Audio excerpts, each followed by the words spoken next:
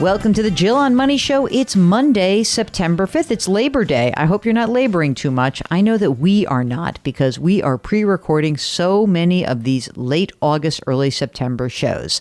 So let's get to it. Let's go talk to Joe from California.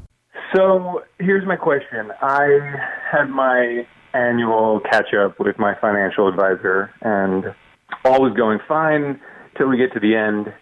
And as sort of one more thing before you leave, he asked me if I want to think about taking out a whole life insurance policy for my 9-year-old son, which on the surface didn't initially sit with me right. And I asked him why, and he said, to sort of force some more savings. And I said, well, then why not just put it into a brokerage account? And he started to play at the heartstrings and tell a tale of how I could leave money for my son and go on and on and on. Anyway, I left there thinking...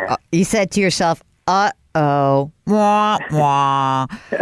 Let's find out about you, and then we'll trash your advisor. Talk about your advisor. So, how old are you, Joe? I'm 40. You're 40. Married, single? What do you got? Married, 9-year-old son, and a dog. What kind of dog? An Australian Labradoodle. Oh, nice. Very cute. You're working full-time? You work for yourself? You work for somebody? What's the story? Work full-time for a company, full benefits, 401k. Uh-huh. My wife works. And she also has a 401k? She does not. She does not. Does she do any saving for retirement? No, it's mostly all on me. Okay. How much are you putting into your 401k right now? Like what percentage? You max it out? Correct. Okay. And do you? How much do you earn together? About $625. Okay. So is she putting any money into any retirement savings at all, even on her own, or is it no, just you? Just me. Okay. Do you have a ton of money left over that you're looking to invest? Is that maybe what spurred this conversation with the guy, or what? Yeah, I do, and I think it spurred that just because to be truthful, I'm catching up. I wasn't, as good a saver early on, so I think he's looking at it that way. But I already have several whole life insurance policies with him. So Hold it. Several? Why several? Because when I first started working with him, that was, his advice of, how to get started. Where does he work? What company? Can you tell me that? Not like the individual firm, but like what insurance product is he selling you? Yeah, it's Northwestern Mutual. Okay. How is he credentialed? Is he a certified financial planner? He is, yeah. Uh-huh. So tell me the policies that you have right now. What do you have on your life? I have one adjustable comp life policy and 2 65 life policies. And how much are you contributing to those? I contribute about $4,000 a month total. Do you know what the insurance amount is? Not just the amount you put in, but like what is your death benefit approximately? For the three total, it's $2.5 million. Mm-hmm. And what about your wife? Does she also have some insurance on her life as well? She does. She has policies with them as well for $2.5 million. All right. Now, before I jump out of my skin, I'm going to try to be very measured when I say this. I am not a huge fan of using permanent life insurance to save.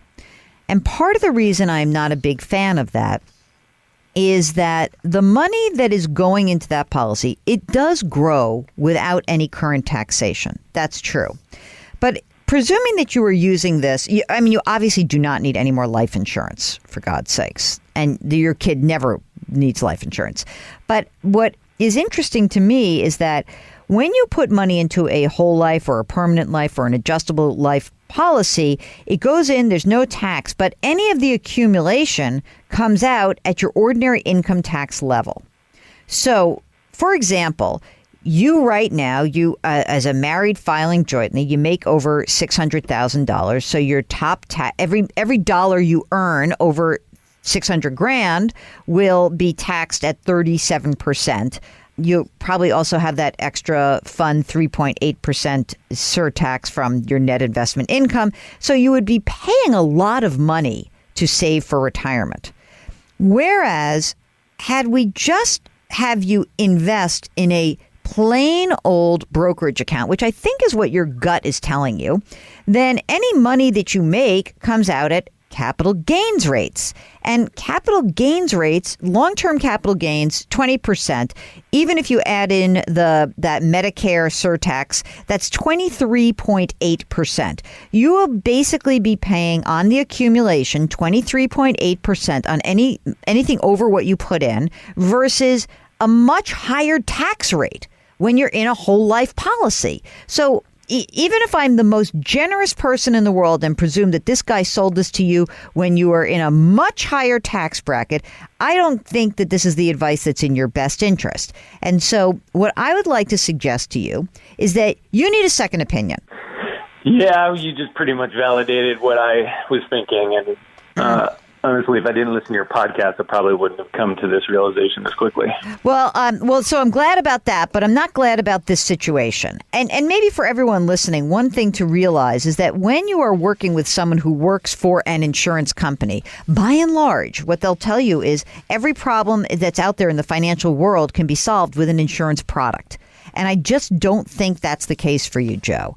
We just want another set of eyes on your financial situation. So I think incredibly smart of you to pick up the phone and call us. And I'm happy that we can educate you. And I think that you're going to end up being very happy to have discovered this issue today rather than in 5 years. Okay, if you've got a question about insurance, if you've got a question about retirement, if you've got a tax question, if you're considering a new job, all of these big financial issues where you might need some unbiased advice, we're not trying to sell you anything. We're just trying to help you get where you want to go. Just go to JillOnMoney.com, click the Contact Us button, let us know if you want to come on the air. Don't forget to sign up for our free weekly newsletter. Comes out every single Friday. Mark does a great job with that. You can also check out our other shows. We've got a radio show. We also have another podcast called Eye on Money. Okay, all the links right there. Lift someone up today. Grit, growth, grace. Thank you for listening. We'll talk to you tomorrow.